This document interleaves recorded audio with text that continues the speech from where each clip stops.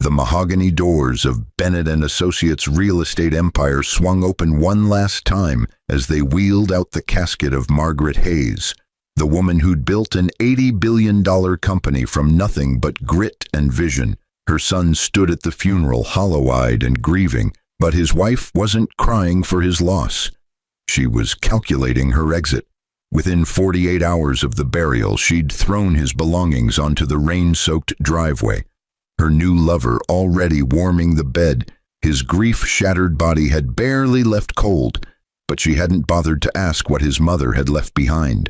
The rich man she'd chosen, the one with the corner office and the Italian suits, worked for a company whose true ownership she'd never questioned, but the documents her husband's attorney delivered 1 week later carried a revelation that would turn her triumph into ash. What the abandoned son did next wouldn't just crush the woman who'd betrayed him in his darkest hour, but would shatter every dream she and her wealthy lover had built on the grave of his mother's memory. Could a man whose wife kicked him out at his lowest point reclaim not just his dignity, but the empire his real estate multi-billionaire mogul mother had secretly left him? Would the wife who'd traded grief for greed realize her mistake before her rich lover discovered he'd been working for the very man he'd helped destroy? And what kind of justice awaited those who'd mistaken kindness for weakness, inheritance for poverty, and a mourning son for a defeated fool? The rain hammered against the cathedral's stained glass windows like accusations from heaven, but Daniel Hayes barely heard it over the sound of his own heartbeat, echoing in the emptiness his mother's death had carved into his chest. 600 people packed the pews, business titans, politicians, celebrities, but not one of them had known Margaret Hayes the way he had, the woman who'd read him bedtime stories between conference calls, who taught him that empire building meant nothing if you built it on the backs of people you'd forgotten to love. She was a visionary, the pastor droned, but Daniel's mind had drifted to that last afternoon in the hospital when his mother's grip had weakened around his fingers. "Danny," she'd whispered, her voice barely audible over the machines that couldn't save her, "I've made sure you're protected, everything I built, but you need to promise me something." He'd leaned closer, desperate for any words she had left, but she'd fallen unconscious before finishing. But those unfinished syllables haunted him now as they lowered her casket into the ground. Beside him, his wife, Jessica, stood with perfect posture, her black dress designer, her tears absent. But Daniel had been too consumed by grief to notice the way she'd been checking her phone throughout the ceremony. But the other mourners had noticed, but they'd said nothing, out of respect for the dead. The gathering after the funeral took place at the Hayes estate, a sprawling mansion overlooking the Pacific that Margaret had designed herself 30 years ago, when her company was still just a dream and a storefront. But the house felt like a mausoleum now. But Daniel wandered through it, accepting condolences he didn't hear, but Jessica had disappeared somewhere into the crowd. He found her in his mother's study, but she wasn't crying, but she was smiling at her phone. But the smile vanished when she saw him. "We need to talk," Jessica said, her voice carrying none of the warmth he'd fallen in love with 7 years ago, but he attributed it to stress, but he was wrong. "Not today," Daniel replied, exhaustion pulling at every word, but she'd clearly already made her decision. "Especially today," she countered, but her eyes were cold in a way he'd never seen before. But maybe he'd never looked closely enough. "Your mother's gone, Daniel, but we need to face reality now." Reality, but Daniel didn't know that reality for Jessica meant the text messages she'd been exchanging with Christopher Blake for the past 4 months. But Christopher Blake, who worked as Senior Vice President of Acquisitions at Bennett and Associates, but the very company Margaret Hayes had built from nothing. But Jessica didn't know that detail, but Christopher had never mentioned his employer's name. But he'd only talked about his salary, his prospects, his corner office with the view. "What reality?" Daniel asked, but he was still thinking about his mother's last words. But Jessica was already mentally packing. The reality that your mother kept you on the sidelines of her business your entire life, Jessica said, her voice gaining strength from the cruelty she'd been rehearsing for weeks. But Daniel flinched as if she'd struck him. You're 34 years old, but you've been living off her generosity. But now she's gone, but we need to figure out what that means for us. The words hit him like physical blows, but they weren't entirely untrue, but they were missing the context that Daniel had spent the last decade working in nonprofit housing development at his mother's suggestion, but building homes for families who'd been priced out of the market her company dominated. But Jessica had never cared about that work, but she'd tolerated it when Margaret's wealth cushioned their lifestyle. But now the cushion was gone in her mind. We'll figure it out, Daniel said, but his voice was barely a whisper. But Jessica heard the weakness in it, but it confirmed everything she'd already decided. No, she said firmly, but she was already standing, but she'd made her choice. I've figured it out, but you need to figure yourself out. But I can't wait around for you to become whoever you're supposed to be without her. The next 48 hours blurred together in a haze of grief and bureaucracy, but Daniel met with his mother's attorney, Marcus Winters, a stern man in his 60s who'd worked with Margaret since the beginning, but the meeting was scheduled for the following week to go through the will. But Daniel didn't press, but he assumed his mother had left him something to live on. But nothing more, but she'd always preached self-sufficiency. But he expected a modest inheritance and her blessing to make his own way. But Jessica didn't wait for the will reading, but on the second night after the funeral, Daniel returned from a meeting with the cemetery director about his mother's headstone to find his belongings scattered across the driveway, but his clothes soaked through from the rain that had started an hour earlier, but his books swollen with water, but his laptop case sitting in a puddle. Jessica stood in the doorway of the home they'd shared for 5 years, but her arms were crossed. But behind her, Daniel could see a man's jacket draped over the chair where Daniel usually sat. But the betrayal hit him harder than his mother's death, because he'd expected to lose her eventually. But Jessica's abandonment came without warning, but it came with calculation. You need to leave, Jessica said, but there was no apology in her voice, but there was only impatience. I've already changed the locks, but your name was never on the lease anyway. But this was always my apartment, but you've been living in my space. Jessica, what? Daniel started, but she cut him off. Christopher is moving in, she announced, but the name meant nothing to Daniel yet. But it would soon mean everything. He's successful, but he's going places. But he can provide the life I deserve. But you were always just your mother's charity case. But now the charity's run out. The man appeared behind her then, but Christopher Blake was tall, silver-haired, despite being only 40, but expensive cologne wafted from the doorway, but his smile was smug, but he'd clearly been waiting for his moment. No hard feelings, mate, Christopher said, with a British accent that Jessica clearly found sophisticated, but his hand rested possessively on Jessica's shoulder. She's made her choice. But you understand how these things go, but sometimes people outgrow each other, but it's just business, really. Just business, but Daniel would remember those words, but he'd turn them over in his mind during the 3 days he spent in a cheap motel on the edge of town. But he'd think about them as he stared at the water-stained ceiling and wondered how his life had collapsed so completely in less than a week. But the 4th day after his mother's funeral, Daniel sat in Marcus Winters' office, but the attorney's expression was unreadable as he laid out a stack of documents that seemed to grow taller with each passing moment. But Daniel barely had the energy to care, but he assumed this would be quick. But a small inheritance, some instructions, a final goodbye from his mother in legal language. Daniel, Marcus began, but his voice carried a weight that made Daniel look up from his exhausted stupor. Your mother left very specific instructions, but she was adamant that you not know the full extent of her plans until after her death. But she wanted you to have time to grieve the woman, not the wealth. I don't understand, Daniel said, But his mind was still half occupied with Jessica's betrayal. But he was wondering where he'd live, but how he'd rebuild.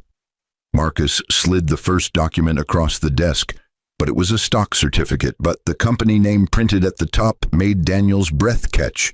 But Bennett and Associates Real Estate Empire, but beneath it, in stark legal language, complete transfer of ownership to Daniel Robert Hayes, effective immediately upon the death of Margaret Hayes. "This is a mistake," Daniel whispered, but his hands trembled as he picked up the certificate. But the numbers didn't make sense.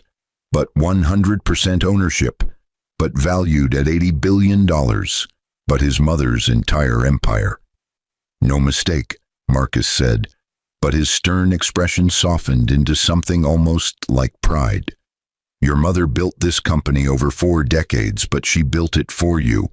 But she always planned to leave it to you. But she kept you away from the business not because she didn't believe in you, but because she wanted you to develop your own values first. But she watched you build homes for people who needed them. But she saw you choose purpose over profit. But she knew you were ready." The room spun, but Daniel gripped the edge of the desk. But the implications crashed over him in waves. But $80 billion, but the largest real estate company on the West Coast. But properties in 17 countries, but 30,000 employees, but he'd inherited it all. "But Jessica said," Daniel started, but Marcus held up a hand. "Jessica was never privy to your mother's estate plans," Marcus interrupted, but his voice carried a hint of disdain. "Margaret was very deliberate about confidentiality, but she trusted very few people with this information. But Jessica wasn't one of them. But your mother had her reasons." Daniel thought back to family dinners where his mother would ask about his marriage, but her questions had always been pointed. "But is Jessica happy with your nonprofit work? But does she support your choices?" But Daniel had defended his wife, but he'd been blind. But his mother had seen what he couldn't. "There's more," Marcus continued, but he pulled out another document, but this one a comprehensive listing of company assets. But Daniel's eyes scanned down the page until they locked on a name in the personnel section: Christopher Blake, Senior Vice President of Acquisitions, Bennett and Associates, Real Estate Empire. The world stopped, but Daniel read the name again, but it couldn't be coincidence. But Christopher Blake, who'd been in his apartment, but wearing his smugness like armor. But the man Jessica had chosen, but he worked for Daniel's company, but he worked for Daniel. The Christopher Blake who... Daniel couldn't finish the sentence, but Marcus nodded grimly. "The same," Marcus confirmed, but he'd clearly done his research. "Your mother flagged him in her notes from 6 months ago, but she'd discovered he was having an affair with your wife. But she'd hired a private investigator, but she wanted to fire him immediately. But I advised her to wait, but to let things play out naturally. But she agreed only because she trusted you to handle it when the time came." His mother had known, but she'd known for 6 months. But she'd said nothing, but she'd carried that knowledge to her grave to spare him the pain while she was alive. But she'd also positioned him to handle it on his own terms. But she'd given him power, but the question was what he'd do with it. "What would you like to do, Mr. Hayes?" Marcus asked formally. But the question carried the weight of Daniel's entire future. Daniel sat in silence for a long moment, but images flashed through his mind. Jessica throwing his rain-soaked belongings onto the driveway, but Christopher's smug smile, but just business, really. But they'd both gambled that he was nothing without his mother, but they'd both bet on the wrong outcome, but they were about to discover just how wrong they'd been. "I want a full financial audit of Christopher Blake's department," Daniel said, but his voice was steady for the first time since his mother's death. But grief was still there, but it was hardening into something else now, but something purposeful. "I want to know every deal he's worked on, but every contract he's signed, but every expense he's claimed, but everything." Marcus smiled, but it wasn't a warm smile, but it was the smile of a man who'd been waiting for this moment. "Already done," he said. But he pulled out a thick folder, but the tab read, Blake, Christopher, Internal Investigation. Your mother started this investigation 4 months ago when she confirmed the affair, but she was thorough, but she found some interesting irregularities. Daniel opened the folder, but his hands were steadier now. But the grief was still there, but it was fuel now instead of weight. But the pages detailed a pattern of inflated expense reports, but kickbacks from contractors, but deals structured to benefit Christopher's personal investment portfolio, but nothing illegal enough to prosecute, but everything unethical enough to terminate, but millions of dollars in questionable transactions over a 5-year period. He's been stealing from the company, Daniel said, but it wasn't a question.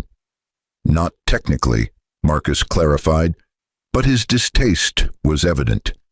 He's been exploiting his position, but he's been padding his lifestyle at company expense. But your mother tolerated it because he was effective at acquisitions. But she planned to address it after she got through her treatment. But she ran out of time. But now Daniel had all the time in the world, but he also had all the power. But the question was how to use it. But revenge was tempting, but destruction was easy. But his mother had taught him something else. That power meant nothing if you used it like a blunt instrument. But real power required precision. But it required understanding what people valued most, then taking it away, piece by piece. Schedule a company-wide meeting, Daniel instructed. But he was already formulating a plan. But grief was transforming into strategy. All senior leadership, but I want to introduce myself as the new owner. But I want Christopher Blake front and center. The meeting took place 3 days later in the top-floor conference room of Bennett & Associates headquarters, but the building his mother had commissioned 20 years ago with the steel and glass exterior that reflected the sky. But Daniel had never been here before, but his mother had kept her professional and personal lives separate. But now they were merging in ways no one expected. 37 senior executives filled the room, but they were confused about this emergency meeting. But rumors had been swirling since Margaret Hayes' death about what would happen to the company, but speculation ranged from a sale to a management buyout. But nobody expected the quiet man who walked in wearing a simple black suit. But he looked nothing like a billionaire, but he looked like someone who'd been sleeping in a motel and grieving his mother. Christopher Blake sat near the head of the table, but he'd positioned himself there naturally, but assuming his seniority and his recent success would protect him during any transition. But he'd closed a major acquisition the week before Margaret's death. But he felt untouchable. But he didn't recognize Daniel at first. But why would he? But he'd only seen him once in a doorway.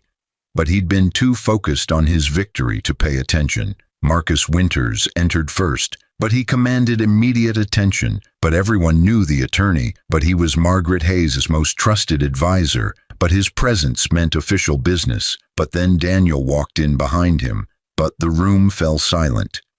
"Ladies and gentlemen," Marcus announced, but his voice carried authority that decades of legal practice had honed. "I'd like to introduce Daniel Hayes, but he is the sole owner and CEO of Bennett & Associates, effective immediately, but in accordance with Margaret Hayes' will and final wishes."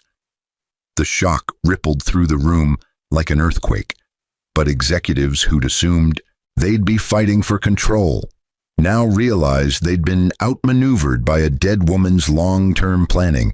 But Christopher Blake's face drained of color, but recognition finally dawned. But the man from the doorway, but the man whose belongings he'd watched get thrown into the rain. But that man now owned everything, including Christopher's job, but including his future. Daniel took his seat at the head of the table, but the same seat his mother had occupied for 40 years. But the weight of it was enormous, but he channeled her memory for strength. But he thought about the woman who'd built this empire while raising him alone, but who'd never compromised her values even as she accumulated wealth that most people couldn't imagine. "I know most of you don't know me," Daniel began, but his voice was quiet, but it carried. But grief had stripped away any pretense, but what remained was honest. My mother kept me separate from this company intentionally, but she wanted me to develop my own path. But I've spent the last 10 years building affordable housing, but working with families who've been displaced by the very market forces that made this company successful.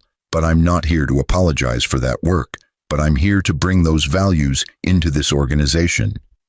The executives exchanged glances, but they were trying to assess this new leader, but wondering if he'd destroy what Margaret had built. But Daniel let the tension build before continuing, but retention required pacing. But I'm not naive, Daniel continued, but his eyes scanned the room, but landing briefly on each face, but saving Christopher for last. I understand that this company operates in a competitive environment, but I understand that profit and purpose must coexist. But I also understand that my mother built this empire on trust and integrity, but she had zero tolerance for people who violated that trust. Christopher shifted in his seat, but his discomfort was visible now, but other executives were watching him. But some knew about the irregularities, but office politics meant most had stayed silent. But the changing of the guard meant old alliances were dissolving. Which brings me to my first order of business, Daniel said, but he nodded to Marcus, but the attorney distributed folders to everyone at the table, but thick folders that landed with ominous thuds. We're conducting a comprehensive review of all major acquisitions and expenditures from the past 5 years, but we're ensuring full compliance with company policy, but we're identifying areas where we can improve our ethical standards. Christopher opened his folder, but his hands trembled slightly, but inside was a detailed breakdown of every questionable transaction he'd made, but every inflated expense, but every corner he'd cut. But it was all there, but documented with the precision that Margaret Hayes had been famous for, but she'd been building this case for months, but she'd left it for her son to finish. Mr. Blake, Daniel said, but his voice was calm, but there was steel underneath. I'd like you to stay after this meeting, but we have some specific items to discuss regarding your department. The meeting continued for another hour, but Daniel outlined his vision for the company, but integration of affordable housing initiatives, but partnership with nonprofit organizations, but maintained profitability, but with consciousness about community impact. But the executives were skeptical but intrigued, but they'd serve whoever owned the company. But that's how corporate hierarchies worked. But as the room emptied, Christopher Blake remained seated, but his earlier confidence had evaporated. But he was calculating his options, but considering whether to resign before being fired, but wondering if he could negotiate. But Daniel watched him squirm, but there was no pleasure in it, but only a cold recognition of necessary action. You know about Jessica, Christopher said finally, but it wasn't a question, but it was an admission. I know everything, Daniel replied, but he gestured for Christopher to close the door. But this conversation needed to be private, but not for Christopher's dignity, but for Daniel's purposes. I know about the affair, but I know about the irregularities in your department. But I know that you've been treating this company like your personal bank account while sleeping with my wife in the home I provided. Christopher's jaw tightened, but he was trying to maintain some shred of defiance, but it was crumbling. You can't prove any impropriety, but everything I've done has been within the technical bounds of my contract. Technical bounds, Daniel repeated, but he almost laughed, but the absurdity of the phrase in light of everything. You're right, but you've been very careful, but nothing you've done is prosecutable, but that's not the same as ethical, but that's not the same as acceptable, but my mother knew that, but she taught me the difference between legal and right. So you're firing me, Christopher said, but he was already mentally calculating his severance, but his next job, but his exit strategy. No, Daniel said, but the word hung in the air, but Christopher looked up in confusion. I'm not firing you, but I'm restructuring your position, but you're being moved to a new role. This was the precision his mother had taught him, but the understanding that sometimes the worst punishment wasn't exile, but humiliation, But Christopher Blake had built his entire identity around his title, but his corner office, but his status within the company. But taking that away would hurt more than termination. "You're being reassigned to Field Property Inspector," Daniel continued, but he slid a new contract across the table, but the title was accompanied by a massive pay cut, but a loss of all benefits beyond the basic, but a position that would require Christopher to physically inspect properties, but to drive hours to remote locations, but to do the grunt work that entry-level employees typically handled. "You'll be responsible for assessing structural integrity of our low-income housing units, but you'll be working directly with the communities that have been impacted by the acquisitions you've overseen. But you'll be seeing firsthand the human cost of the deals you've made."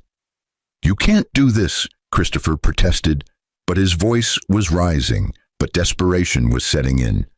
"I'll sue, but I'll go to the press, but You'll accept this position or I'll release the full audit of your financial irregularities to every major real estate firm on the West Coast."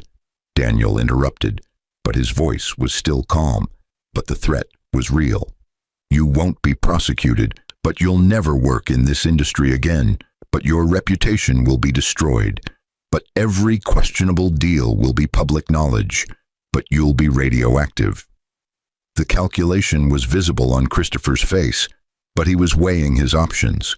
But Field Property Inspector was humiliating, but it was employment, but it was survival, but the alternative was career death. But Daniel had given him a choice that wasn't really a choice, but that was the point. "Jessica," Christopher said finally, but it was a last-ditch effort, but an attempt to find leverage. "She'll never accept this, but she chose me because I was successful, but because I could provide, but if you do this, then she'll leave you," Daniel finished. But there was no emotion in his voice now, but he'd already processed this outcome. "But that's your problem, but not mine, but you chose to build your relationship on wealth and status. But now you'll discover what it's worth when those things disappear." Christopher signed the contract because he had no choice, but his hand shook, but his face was flushed with humiliation and rage. But Daniel felt nothing as he watched. But revenge was supposed to feel satisfying, but instead it just felt necessary, but like cleaning a wound. But the real confrontation was still coming, but Daniel had saved Jessica for last. But she deserved to understand the full scope of what she'd traded away. He found her 2 days later at an upscale restaurant where she was having lunch with 3 friends. But they were women Daniel recognized from their old social circle, but women who'd always seemed to measure worth by designer labels and vacation destinations. But Jessica was holding court, but clearly telling the story of her upgrade, but her escape from the man who'd been nothing without his mother. Daniel walked directly to her table, but he didn't ask permission, but he simply pulled out the empty chair. But Jessica's face went through several expressions in rapid succession. Shock, but fear, but then forced contempt. "Daniel," she said, but her voice was artificially sweet, but her friends were watching with obvious curiosity. "I'm surprised you're even showing your face, but I heard you're staying at that motel on Fletcher Street. But how unfortunate." "Actually," Daniel said, but he was calm in a way that seemed to unnerve her, "I'm staying at the penthouse at Bennett Tower now, but it's one of the perks of being the owner." Jessica's smile faltered, but confusion crossed her face, but her friends leaned in, but they sensed a story developing. "Owner of what?" Jessica asked, but her voice had lost its confidence. "Bennett and Associates Real Estate Empire," Daniel replied, but he watched the color drain from her face. "My mother left me everything, but the entire company, but all $80 billion of it. But the company where Christopher works, but actually where Christopher used to work in the capacity he was hired for." The table went silent, but Jessica's friends were staring at her now, but the calculation was visible, but they were reassessing everything, but Jessica's mouth opened, but no sound came out. But she was trying to process the information, but her brain was short-circuiting. "That's not possible." she finally whispered, but her hands gripped the edge of the table. Your mother kept you away from the business, but you were never involved. But you couldn't. She kept me away so I could develop my own values, Daniel interrupted, but he was quoting his mother's letter that Marcus had given him. She wanted me to understand what mattered before I had access to unlimited resources, but she wanted me to choose purpose over profit, but she wanted to see if I'd build homes for people who needed them, even though I could have been living off her wealth, but I passed her test. But you failed yours. Jessica's face went from pale to flushed, but rage and humiliation were fighting for dominance, but her carefully constructed narrative was collapsing, but her friends were watching her with expressions that ranged from pity to schadenfreude. But everyone loves to watch a social climber fall. Christopher is successful, Jessica insisted, but it sounded desperate now, but she was clinging to her last defense. He's a senior vice president, but he's going places, but he's a field property inspector now, Daniel said. But he wasn't cruel about it, but he was just factual. He's been reassigned due to financial irregularities that my mother discovered before she died, but he's making about $60,000 a year now instead of $400,000. But he'll be spending his days inspecting foundation cracks in low-income housing units. But those are the places. One of Jessica's friends actually gasped, but another tried to hide a smile behind her wine glass, but the social implications were devastating. But Jessica had bet everything on Christopher's status, but she'd sacrificed her marriage for an upgrade that had turned into a catastrophic downgrade. But the math was brutal. You did this on purpose, Jessica said, but her voice was shaking now. But tears were forming, but they weren't tears of sadness, but of rage and recognition. You're punishing me, but you're destroying Christopher's career because I left you. No, Daniel corrected, but his voice was firm but not harsh. I'm holding Christopher accountable for behavior that violated company policy and ethics. But I'm doing what my mother would have done if she'd lived longer, but your affair was separate from his professional misconduct. But though I admit the two situations informed my timing. But you're taking everything from us, Jessica protested, but the us was telling, but she'd already unified herself with Christopher, but she'd made her choice permanent in her mind. I'm not taking anything that was legitimately yours, Daniel replied, but he stood up now, but this conversation was ending. Christopher still has a job, but he has to do it with integrity now. But you still have your choices, but you're free to stay with him. But build a life on his new salary, but prove that you valued him for something other than his paycheck. But this is your opportunity to show that substance matters to you. He turned to leave, but Jessica grabbed his arm, but her grip was desperate, but she was realizing the magnitude of her mistake. But the calculation was visible in her eyes, but she was already thinking about reconciliation, but whether she could undo what she'd done. Daniel, wait, she said, but her voice had changed, but the contempt was gone, but replaced by the softness she used to use when she wanted something. Maybe we were too hasty, but maybe we can talk about this. But you're different now, but I can see that, but we could. No, Daniel said, but he removed her hand gently but firmly, but there was no anger, but only finality. You made your choice when my mother died, but you showed me exactly who you are, but Christopher showed me who he is, but I'm grateful for the clarity, but you're both free to live with your decisions, but I'm free to live with mine. He walked out of the restaurant, but he could hear the explosive conversation starting behind him. But Jessica's friends were probably asking 1,000 questions, but the social fallout would be immediate and brutal, but gossip traveled fast in their circles. But by tomorrow, everyone would know that Jessica had left a billionaire for a field inspector, but the story would follow her forever. But as Daniel stepped into the California sunshine, he felt something unexpected. Not satisfaction, but not emptiness either, but something closer to peace. But his mother's lessons were finally making sense. But power wasn't about revenge, but it was about boundaries, but about consequences. but about ensuring that people faced the reality of their choices without shielding them from the outcomes. Over the following months, Daniel transformed Bennett and Associates from the inside, but he didn't destroy what his mother built, but he enhanced it with purpose. But 20% of all new acquisitions were directed toward affordable housing development. But the company partnered with nonprofits Daniel had worked with for years. But profitability remained strong because good business and good ethics weren't mutually exclusive. But Wall Street was initially skeptical, but results silenced critics. Christopher Blake continued his work as a field property inspector, but he showed up every day because the alternative was unemployment. But he inspected foundations and filed reports. But he drove hundreds of miles weekly to properties he'd once acquired without ever visiting. But Jessica left him after 3 months. But she'd tried to make it work, but his salary couldn't maintain her lifestyle. But she'd attempted to reconcile with Daniel twice, but he'd politely declined both times. But she eventually moved to another city, but disappeared from their social circle, but became a cautionary tale. Marcus Winters became Daniel's closest advisor, but the attorney had loved Margaret Hayes like a sister, but seeing her vision come to fruition through her son gave his later career meaning.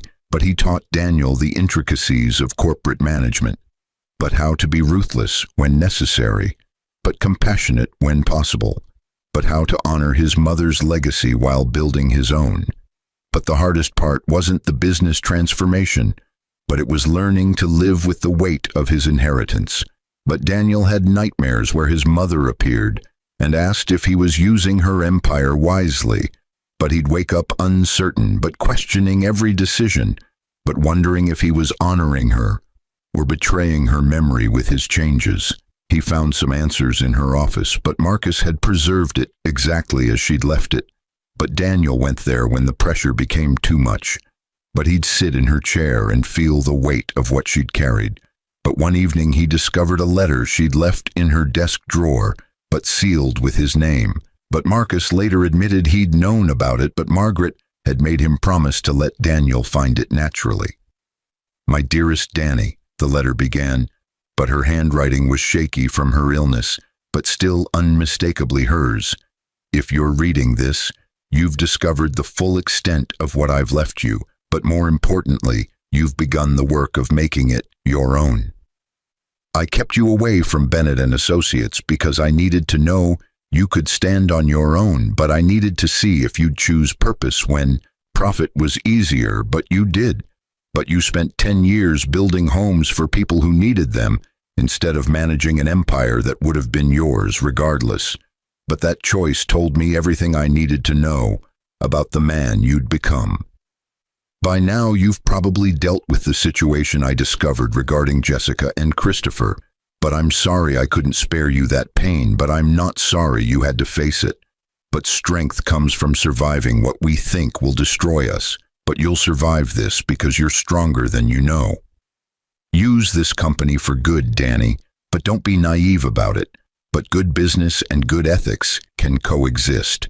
But only if you're willing to make hard decisions, but only if you're willing to hold people accountable. But only if you remember that power without principle is just tyranny in expensive clothes. I'm proud of you, but I've always been proud of you. But not because of what you'll achieve, but because of who you've chosen to be. But build something beautiful with what I've left you. But make me proud in heaven the way you made me proud in life. Love always, Mom. Daniel read the letter 17 times that night, but each reading revealed new layers. But his mother had known everything, but she'd orchestrated everything. But even her death had been part of a larger plan to prepare him. But the realization was overwhelming, but also liberating. But she'd believed in him enough to give him everything. But she'd trusted him to figure out what to do with it. 5 years after his mother's death, Bennett and Associates had become the industry leader in sustainable and ethical real estate development. But the company had built 40,000 units of affordable housing across 12 states. But profitability had increased by 18%, because good PR and genuine mission attracted investors who wanted returns with responsibility. But Daniel had become a reluctant celebrity in business circles, but the billionaire who'd chosen purpose over profit, but the man who'd transformed grief into growth. He never married again, but he dated occasionally, but carefully. But he'd learned the cost of choosing partners who valued things over people. But he established the Margaret Hayes Foundation that funded housing initiatives globally, but he hired former nonprofit leaders into executive positions at Bennett and Associates. But he built a company culture that valued impact as much as income. Christopher Blake eventually resigned after 2 years as field property inspector, but the humiliation had been too much. But he moved to a different industry, but took a middle management position at a logistics company, but he never fully recovered his earlier status. But he'd learned that shortcuts and ethics violations eventually catch up, but the lesson had cost him everything he'd built. Jessica sent Daniel a letter on the 5th anniversary of his mother's death, but it was apologetic and reflective. But she'd gone back to school but become a social worker. But she claimed his rejection had forced her to examine her values. But she was working with homeless populations now, but she didn't ask for forgiveness or reconciliation. But she simply wanted him to know that their story had changed her. But Daniel never responded, but he didn't need to. But her transformation was its own conclusion. But the real measure of Daniel's success wasn't in the company's valuation or the units built, but it was in the lives changed, but the families housed, but the communities strengthened. But he walked through the developments his company had built and saw children playing in courtyards that wouldn't have existed without his mother's vision and his execution. But he saw elderly people sitting on porches they could actually afford. But he saw the concrete manifestation of values his mother had spent her life teaching him. On the 10th anniversary of Margaret Hayes' death, Daniel stood at her grave with Marcus Winters beside him. But they'd made this pilgrimage every year. But it had become their ritual, but their way of honoring the woman who'd shaped both their lives. She'd be proud, Marcus said simply.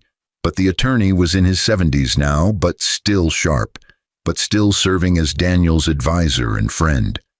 I hope so, Daniel replied, but he placed flowers on the marble headstone that read, Margaret Hayes, builder of empires, builder of character. She knew, Marcus said, but his voice was certain. She knew exactly what she was doing, but she knew you'd face challenges, but she knew you'd be hurt, but she knew you'd survive it all and become who you needed to be. But that's why she gave you everything. But because she knew you wouldn't let it corrupt you. Daniel thought about Jessica's betrayal, but Christopher's smugness, but the rain-soaked belongings on the driveway, but the moment he'd thought his life was ending, but all of it had been preparation, but all of it had been necessary. But his mother had known that comfort doesn't build character, but that challenge does, but that surviving your lowest moment shows you what you're actually made of. What happened to them doesn't haunt me anymore, Daniel said, but it was true. But the anger had faded years ago. They made choices based on what they valued, but I made choices based on what Mom taught me. But we all got the outcomes we earned. Marcus nodded, but they stood in silence for a few moments, but the California sun was setting behind them, but casting long shadows across the cemetery, but it was peaceful here, but the kind of peace that comes from resolution rather than revenge. She left one more thing, Marcus said finally, but he pulled out a final envelope, but this one sealed with wax and Margaret's ring imprint. She made me promise not to give you this until the 10th anniversary, but she wanted you to have a decade of experience before you read it. Daniel opened the envelope carefully, but inside was a single page in his mother's handwriting, but the date showed she'd written it 2 days before her final hospital admission. Danny, if Marcus is giving you this, you've made it through 10 years of running the company, but you've survived the challenges I knew were coming, but you've proven that my faith in you was justified. Now comes the harder part, figuring out what comes next. But building empires is one thing, but sustaining them is another. But you'll face new challenges, but new betrayals, but new opportunities. But remember that every decision is a choice between who you were and who you're becoming.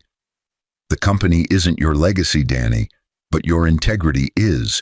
But the buildings we construct will eventually crumble. But the values we live by echo in every life we touch. But that's the real inheritance I'm leaving you, but not the wealth, but the wisdom to use it well. Keep building, but keep growing, but keep choosing purpose over profit when they conflict. But keep being the man who'd build homes for strangers instead of mansions for himself. But that's who you are, but that's why you were ready for everything I left you. I love you beyond words, Mom. Daniel folded the letter carefully, but he'd read it many more times in the years to come. But for now, he simply stood at his mother's grave, with Marcus beside him. But two men shaped by one woman's vision, but two men carrying forward a legacy that was about more than money. Jessica's betrayal had crushed him, but it hadn't destroyed him. But Christopher's smugness had shattered his illusions, but it had clarified his values. But his mother's death had devastated him, but it had ultimately empowered him. But all the pain had been preparation, but all the challenges had been refinement. But he'd emerged from the fire stronger than he'd ever imagined possible. As they walked away from the grave, Daniel thought about the question his mother's hook had posed so many years ago in that hospital room. Danny, I've made sure you're protected, but everything I built, but you need to promise me something. He'd never heard what she wanted him to promise because she'd fallen unconscious. But he understood now that the promise was implicit in everything she'd left him. Promise to build something meaningful, but promise to hold people accountable, but promise to survive betrayal without becoming bitter, but promise to use power for purpose, but promise to honor not just her legacy, but the values that created it. Daniel had kept that promise, but he'd done more than survive what Jessica and Christopher had tried to do to him. But he'd transformed it into motivation, but he'd turned their betrayal into a catalyst for becoming exactly who his mother had always believed he could be. And somewhere, but he imagined her smiling, but not because he'd crushed the people who hurt him, but because he'd crushed the limitations they'd tried to impose on him. But he'd shattered their assumptions about who he was. But he'd proven that inheritance wasn't about money, but it was about character, but it was about choosing to build up rather than tear down, even when tearing down would have been easier. The sun set fully as Daniel drove away from the cemetery, but tomorrow he'd return to running an empire, but making decisions that affected thousands of lives, but building homes and communities, but carrying forward his mother's vision. But today he simply felt grateful, but grateful for the mother who'd prepared him, but grateful for the betrayals that had refined him, but grateful for the inheritance that had empowered him. But most of all, grateful that when Jessica had kicked him out at his lowest point, but when she'd chosen wealth over character, but she'd accidentally given him the greatest gift possible, the freedom to discover that he was strong enough to stand on his own, but wealthy enough to help others rise, but wise enough to know that real power comes not from crushing your enemies, but from building something so beautiful that their betrayal becomes irrelevant in the light of what you've created. The story of Daniel Hayes was ultimately not about revenge, but it was about redemption, but not his redemption because he'd never really fallen, but the redemption of values in a world that often seemed to value nothing, but the proof that choosing purpose over profit, but integrity over image, but character over convenience could still build empires, but could still change lives, but could still honor the memory of a mother who'd believed that her son could inherit not just her wealth, but her wisdom, but her strength, but her unshakable commitment to building something that mattered. And in the end, but after Jessica had been crushed by her own choices, but after Christopher had been shattered by his own corruption, but after the storms had passed and the dust had settled, but Daniel Hayes stood at the helm of an $80 billion empire his mother had built, but he'd transformed into something even she might not have imagined, but a company that proved profit and purpose could coexist, but that power and principles weren't enemies, but that the greatest inheritance wasn't money, but it was the courage to use that money to build something beautiful, but something lasting, but something that would echo long after the buildings crumbled and the bank accounts emptied, but something that would stand as testament to the truth that character, not capital, is the only currency that truly matters in the end. 20 years after Margaret Hayes was laid to rest, Daniel stood in the lobby of the newest Bennett & Associates development, but this one was different from all the others. But this one carried a weight that transcended architecture and urban planning. But this one was personal in ways that made his throat tight with emotion. He'd learned to control, but never fully suppress. The Margaret Hayes Memorial Housing Complex stretched across 12 city blocks in the heart of Los Angeles. But it wasn't just affordable housing, but it was a complete ecosystem. Childcare centers, but medical clinics, but job training facilities, but community gardens, but art studios, but everything his mother had believed people needed to not just survive, but thrive. But the crown jewel was the central tower that bore her name in letters that caught the sunset and turned gold. "Dad, they're ready for you," a voice said behind him. But Daniel turned to see his daughter Maya, but she was 22 now, but graduating from architecture school next month. But she'd designed parts of this complex as her senior thesis. But she'd never met her grandmother, but she'd inherited Margaret's eyes and her determination. Daniel had married again 8 years after his mother's death, but he'd met Rachel at a housing nonprofit fundraiser. But she was a civil engineer who'd spent a decade building water systems in developing countries, but she'd loved him for his values before she ever knew about his wealth. But they'd built something real together, but something that had produced 2 children who understood that privilege came with responsibility. "How many people are out there?" Daniel asked, but he was nervous in a way he rarely was anymore. But public speaking had become routine after 2 decades, but today felt different. "About 5,000, Maya replied, but she adjusted his tie the way her mother always did. But the gesture made him smile. "Mom's in the front row with Jacob, but Marcus is there too, but he insisted on coming even though the doctor said he should rest." Marcus Winters was 89 now, but he'd officially retired 5 years ago. But he'd never really stopped advising Daniel, but they spoke weekly. But the attorney had become the grandfather figure Maya and her younger brother Jacob had never had. But Margaret's death had created a bond between the 2 men that transcended business. But Marcus had promised to attend this opening because he'd been there at the beginning, but he wanted to see how the story ended.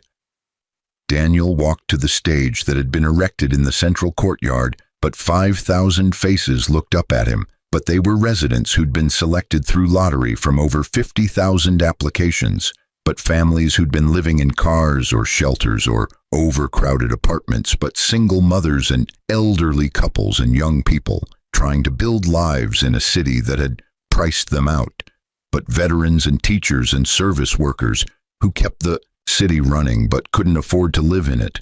But these were the people his mother had built her empire thinking about. But these were the people Daniel had spent 20 years serving. Rachel sat in the front row holding Jacob's hand, but their son was 16 and already taller than Daniel. But he wanted to be a doctor, but he volunteered at free clinics on weekends. But the apple hadn't fallen far from any tree in this family. But Marcus sat beside them in a wheelchair, but his body was failing, but his mind was sharp. But he caught Daniel's eye and nodded. But the gesture said everything. "She'd be proud, but you've done it. But you've honored her." 20 years ago, Daniel began, but his voice carried across the courtyard through speakers, but 5,000 people fell silent.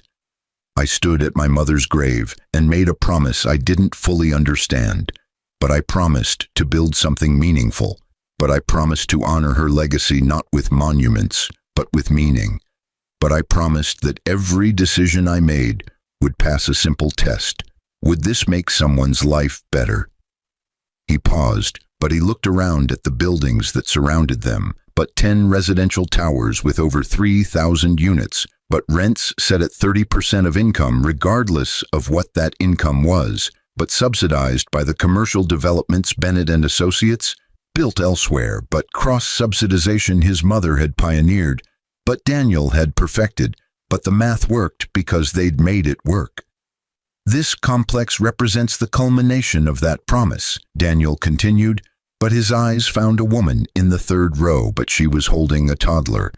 But she was crying silently, but he understood why. But he remembered what it felt like to have nowhere to go but to have your belongings thrown into the rain. But it's not my achievement, but it's the achievement of every person who believed that housing is a human right, but that dignity shouldn't depend on your bank account, but that we can build communities that don't just shelter people, but empower them. The applause started small but built like a wave, but 5,000 people were standing now, but some were crying, but they'd won a lottery that would change their lives, but their children would grow up in safe homes with access to opportunities that had been denied to their parents. But generational poverty could be broken, but Daniel's mother had believed that. But she'd built an empire proving it, but now her son was expanding that proof. But as the applause continued, Daniel's mind drifted to another person who should have been here, but Jessica had reached out 6 months ago through a mutual acquaintance. But she'd heard about the opening, but she'd asked if she could attend, but Daniel had politely declined, but not out of spite, but out of recognition that some chapters needed to stay closed. But she'd made her choices, but he'd made his. But their paths had diverged permanently. He'd heard through the grapevine that Jessica had actually followed through on her social work career, but she was working with domestic violence survivors in Portland, but she'd never remarried. But she'd built a small, quiet life that bore no resemblance to the status-obsessed existence she'd led during their marriage. But Daniel hoped she'd found peace, but he no longer needed to know. But forgiveness didn't require reconciliation, but you could wish someone well without wanting them in your life. Christopher Blake had died 3 years ago, but Daniel had learned about it through an obituary, but a heart attack at 57. But he'd never recovered professionally from his fall, but he'd spent his final years in obscurity. But Daniel had felt sadness when he'd heard, but not satisfaction. But Christopher's punishment had been living with himself, but understanding what he'd lost through his own choices. But that was consequence enough. My mother built an empire, Daniel said, bringing his focus back to the present, but to the people who were here now, but to the future being created in this moment. But she always said that empires mean nothing if they're built on the backs of people you've forgotten to value. But she taught me that wealth is only meaningful if it creates opportunity for others. But she believed that business could be a force for good without sacrificing excellence.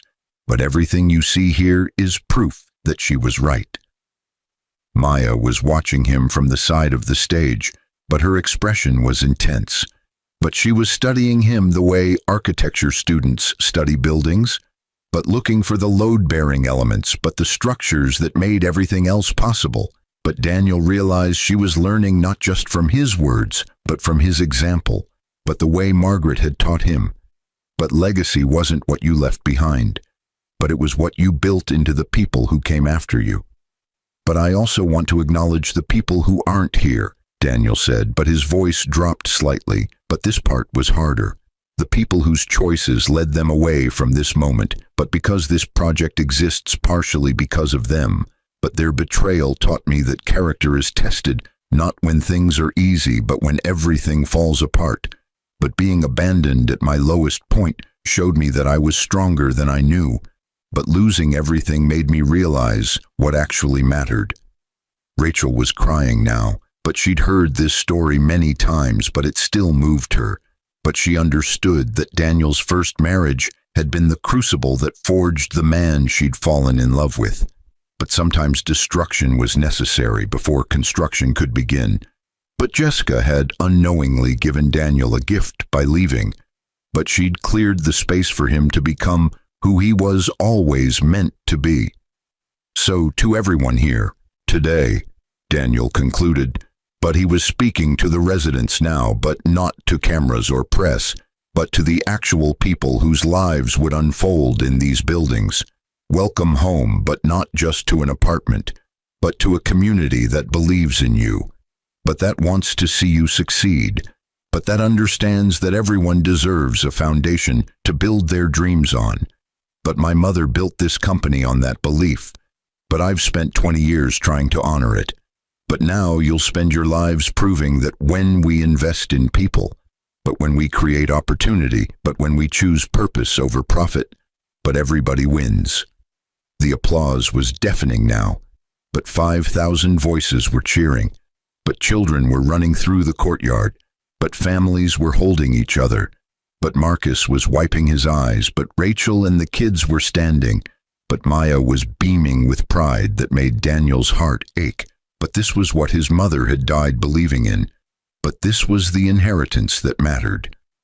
After the ceremony, Daniel found Marcus in a quiet corner of the courtyard, but the old attorney was looking up at the tower that bore Margaret's name. But the sunset was painting it gold and orange, but it looked almost ethereal.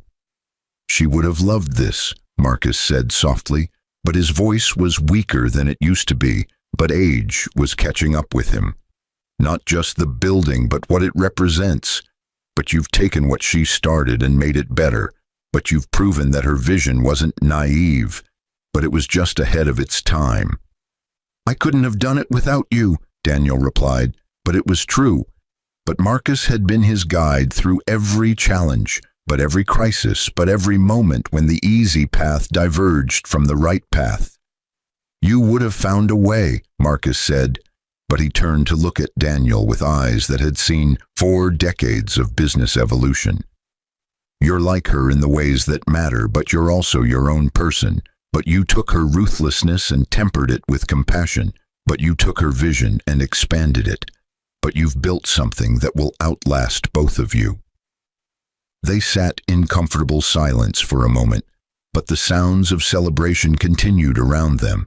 But families were touring their new homes. But children were discovering the playgrounds, but elderly residents were settling onto benches in gardens that had been designed for community. But life was happening in real time. But this wasn't theoretical anymore, but these weren't plans or proposals. But this was reality. I never thanked Jessica, Daniel said suddenly, but the thought had been forming for years, but he'd never articulated it. If she hadn't left, but if she hadn't shown me who she really was, but I might have stayed in that comfortable mediocrity, but I might never have found Rachel, but I might never have pushed myself to do this. Marcus chuckled, but it turned into a cough, but Daniel handed him water, but when he recovered, he said, Your mother knew that too, but she told me once that she was almost grateful for Jessica's superficiality, but because it meant you'd be free to find someone worthy of you. But she orchestrated a lot of things, but she couldn't orchestrate that, but the universe handled it for her. Do you think she knew how it would all turn out? Daniel asked, but he'd wondered this for 20 years. No, Marcus replied thoughtfully, but he was still looking at the tower. She knew who you were, but she didn't know exactly what you'd do with it. But that's the difference between controlling and trusting. But she trusted you to figure it out. But that's the real inheritance, but not the money, but the trust that you'd use it well. Maya approached them then, but she had Jacob with her. But both of Daniel's children looked at Marcus with the reverence usually reserved for historical figures, but to them he was living history, but the last direct link to their grandmother. Marcus, Maya said gently, but she knelt beside his wheelchair. I wanted to show you something before we leave. But I incorporated one of Grandma's original design principles in the community center, but the way she used natural light to create gathering spaces. But I studied her early projects and found this technique she used in the first building she ever designed. Marcus's eyes lit up, but Maya pulled out her tablet, but she showed him the architectural plans, but she pointed out the details, but the old man studied them with an attention that defied his physical frailty. But finally, he nodded. She would have loved that you're carrying this forward, Marcus said. but his voice was thick with emotion. She built buildings, but you're building on her ideas, but that's legacy, but that's immortality, but not your name on a building, but your vision in the people who come after you. Jacob, who'd been quiet, suddenly spoke up, but his teenage voice was serious beyond his years. Dad, but when I'm a doctor, but I want to work in clinics like the one here, but I want to serve communities like this, but is that okay? Daniel felt his eyes burning, but 20 years of emotional control nearly shattered. But his son was choosing purpose over profit before profit was even an option. But the values were passing to the third generation, but his mother's legacy was alive in children who'd never met her. More than okay, Daniel managed to say, but he pulled Jacob into a hug. That's everything, but that's exactly what Grandma Margaret would have wanted. But you're carrying forward something bigger than any of us.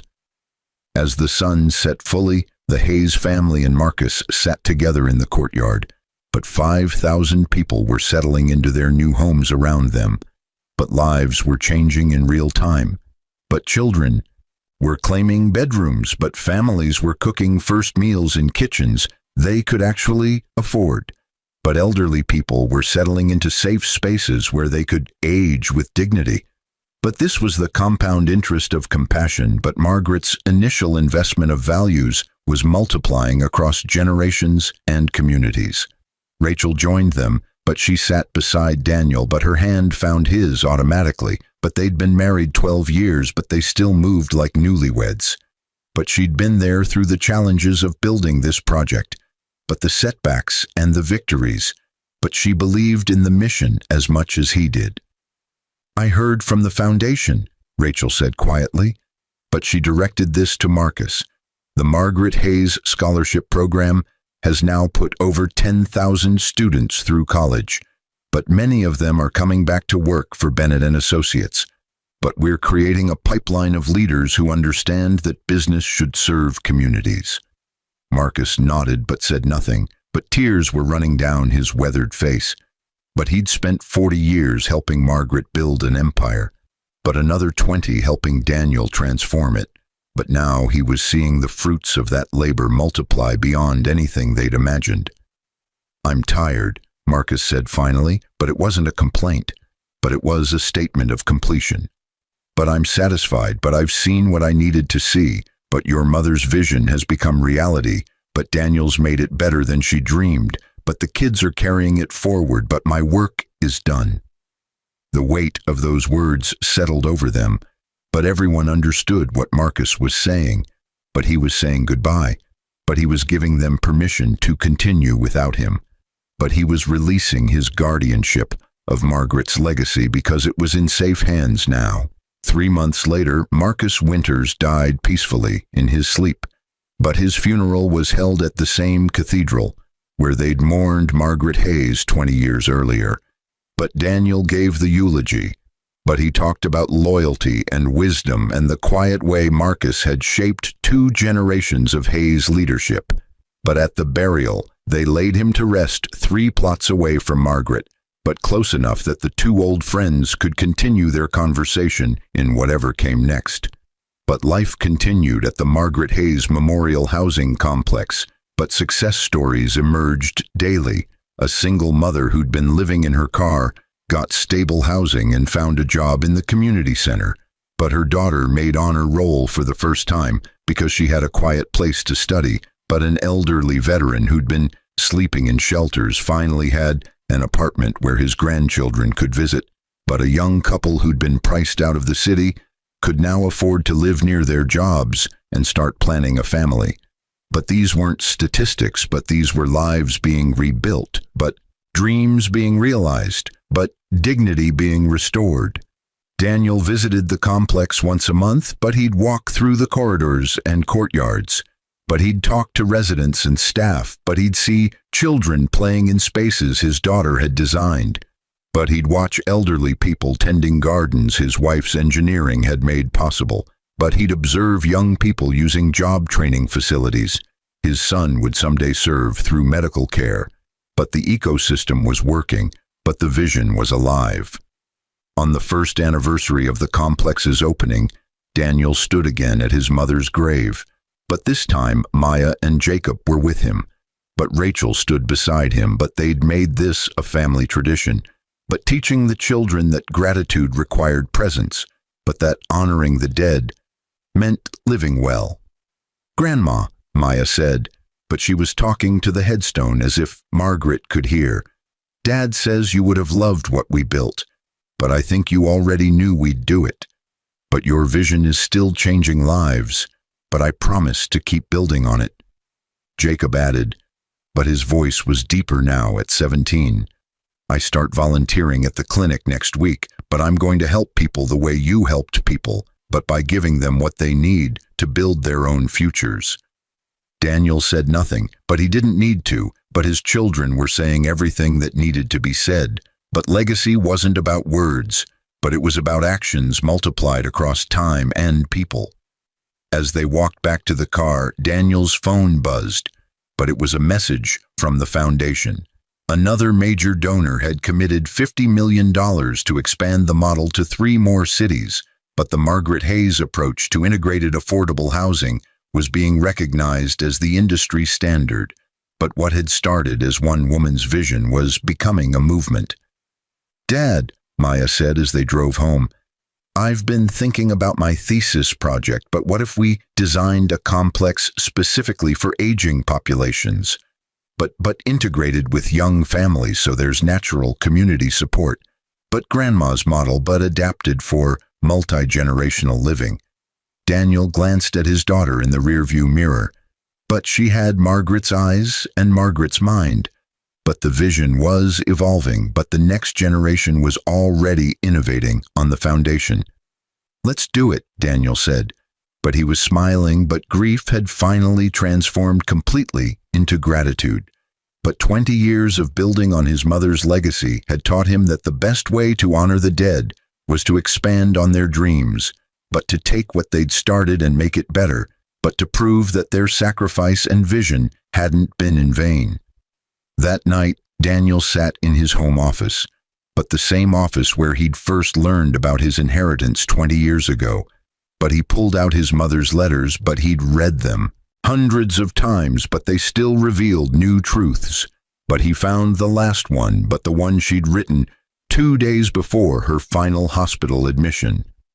"The company isn't your legacy, Danny, but your integrity is," he read again. But the words had become his mantra, but his guiding principle through 2 decades of decisions. He thought about Jessica, but she was a distant memory now. But her betrayal had been the catalyst for everything that came after. But sometimes the worst moments create the best outcomes, but he hoped she'd found peace in her own way. He thought about Christopher, but dead now for 3 years, but his punishment had been living with his choices, but understanding what he'd lost. But Daniel felt no satisfaction in that, but only a quiet sadness that someone had chosen so poorly.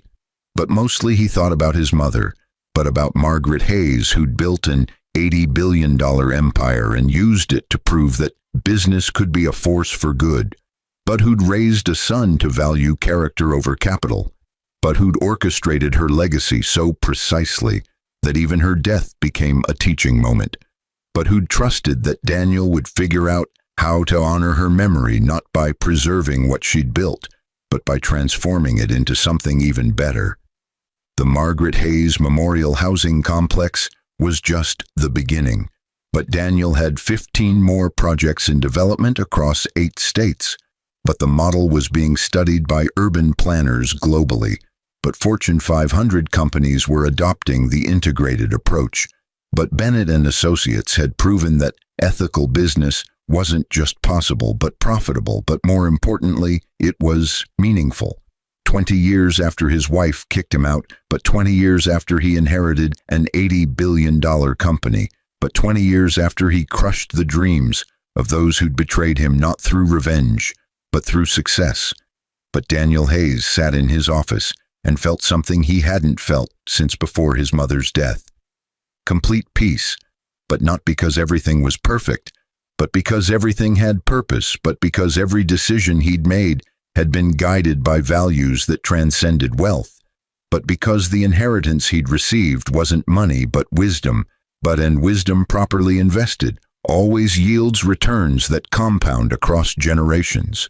Outside his window, the city lights spread out like stars, but each light represented lives being lived, but dreams being pursued, but futures being built.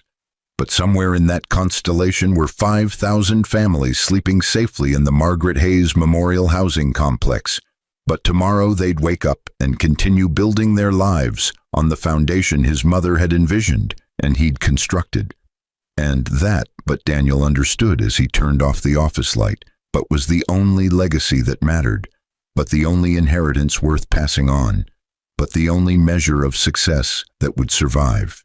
When the buildings crumbled and the bank accounts emptied and the names on towers faded into history, did you use what you were given to make life better for people who came after you? But did you choose purpose over profit when they conflicted? But did you prove that character and commerce could coexist? But did you honor those who believed in you by becoming someone worth believing in? His mother had done that, but Marcus had done that, but now Daniel was doing that, and his children would do that. But the chain was unbroken, but the vision was alive, but the legacy was secure, but not in buildings or bank accounts, but in values passed down, but in lives changed, but in the quiet revolution of people who believed that the world could be better and then did the hard work of making it so. Jessica had kicked him out thinking she was trading up, but she'd actually freed him to trade up in ways she'd never imagined. But not to a richer partner, but to a richer purpose, but not to a bigger house, but to a bigger mission, but not to more comfort, but to more meaning. And somewhere, but Daniel believed, but his mother was smiling, but not because he'd crushed his enemies, but because he'd built something so beautiful that their betrayal had become irrelevant, but just another forgotten moment in a much larger story, but a story that was still being written, but still unfolding, but still proving every day that the greatest inheritance isn't what you leave behind, but what you build into the people who carry your vision forward long after you're gone. The weight of legacy. But Daniel understood finally, but wasn't burdened, but it was wings. But it was permission to fly higher because someone else had built the runway. But it was the gift of knowing that your life had meaning, because you'd been given a foundation to build on, and you'd built something worth standing on for those who came next.